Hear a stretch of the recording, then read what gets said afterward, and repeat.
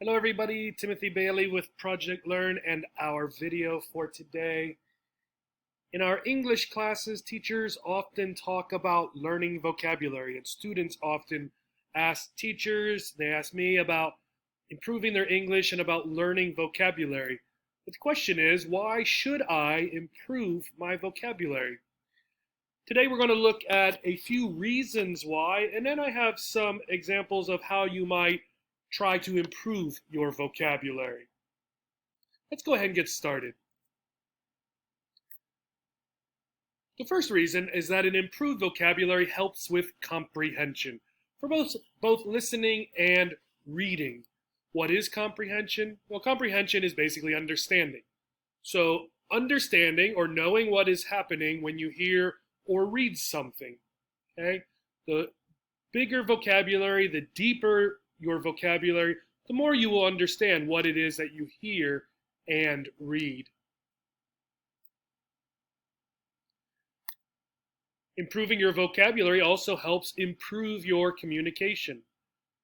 This is helpful in everyday communication, so social communication. There are different words and different expressions that you need to know. It also helps depending on your job. So if you get a job in a hospital, the words that you're going to need to know to communicate would be different than if you got a job in a restaurant or a school. However, there are general words that fit most workplaces, and if you know them, your communication at your job will be improved.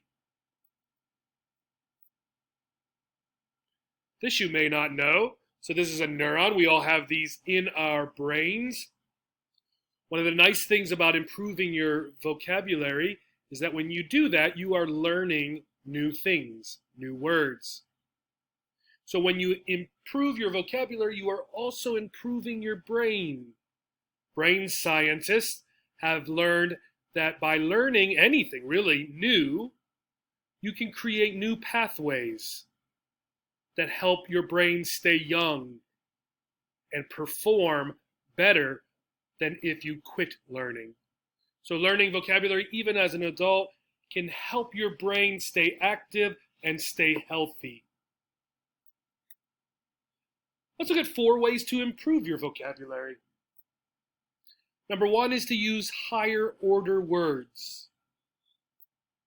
This is a page from an academic word list. Right? Academic doesn't necessarily mean they're words for school, for the university. They are higher level words. You might also encounter these words or these level of words in writing or in reading, right? Particularly writing that was performed in the past. I have some examples here to look at. So we could say gas comes from oil. Okay?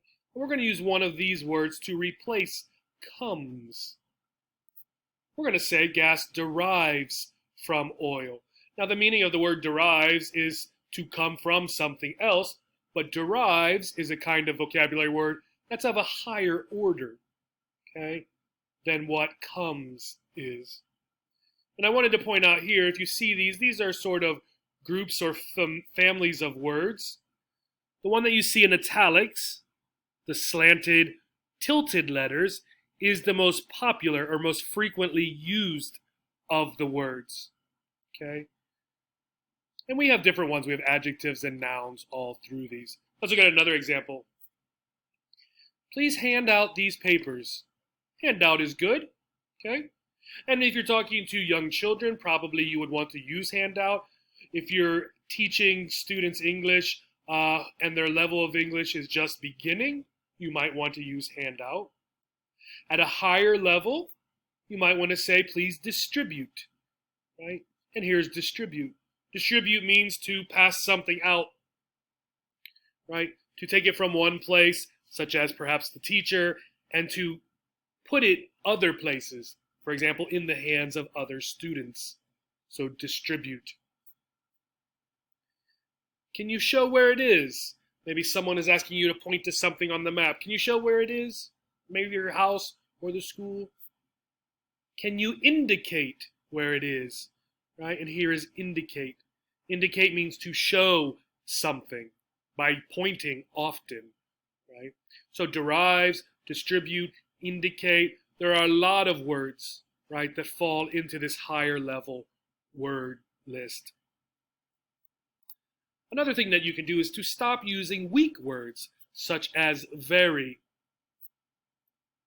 We do this a lot, and it seems to be a growing trend, so people are often not sure what these words mean, because we so often just say very, something, right? Now, you could say, for example, instead of very poor, you could say destitute. These mean the same thing. This is a higher level word, a higher order word than just saying very poor, right? Very small, petite, right? Particularly if you're talking about a person. Very funny, this is a good word, hilarious, okay? Very dull, tedious, okay? So these words, right, once you learn them, right, then you can start to use them. And that's the key here, not just learning these words, but using these words instead of very and another word, typically an adjective. Number 3, there are websites and apps. So Vocabulary.com, and I'll show it to you briefly. When you go to Vocabulary.com, you'll click on play. And they have different things that you can play. We're going to do just this. And they will give you different situations where a word, a vocabulary word, needs to go into the blank. And they have about 4 or 5 different types of vocabulary questions. Okay, so this is one. So Vocabulary.com. Freericecom. This one, an organization, collects your points, turns it into rice or food, right, to distribute to people who are hungry or starving around the world. And if we go to their website, they'll tell you about that down here, about what they do. Very similar to Vocabulary.com, except they don't have as many kinds of questions. So propagate means, what does it mean? You click on it, and they will tell you if you are right or wrong. And you'll collect your points, and then the points will get turned into food for people in need. This one, you can also adjust the difficulty level. The hardest level is quite difficult, if not impossible in many instances, and you can go down to the easiest level here. The last one, this is an app called Magoosh.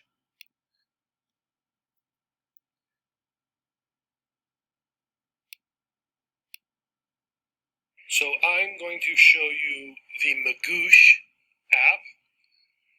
So it may be called something slightly different if you're on an Android or an Apple in your app store. But on my Apple phone, it looks like this top one here in the middle with the check mark, the white check mark in the green circle. So I'm going to click on that. And you'll see the vocabulary here is based on academic tests. So the GRE, the GMAT, ACT, and SAT, which are college entrance tests for American high school students. And then the ESL tests, the TOEFL, and the IELTS. So if you click on one, I'm going to click on the middle one. There are different words you can use, common words, basic words, advanced words. Let's do the common words. I click on it. Let's try level 1. And it'll have the word, so relegate, to relegate something, right? What does that mean, right? Let's say we think it means lower in position.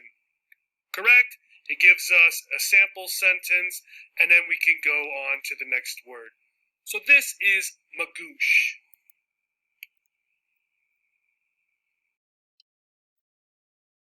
So Magoosh is an app that you can use on your phone.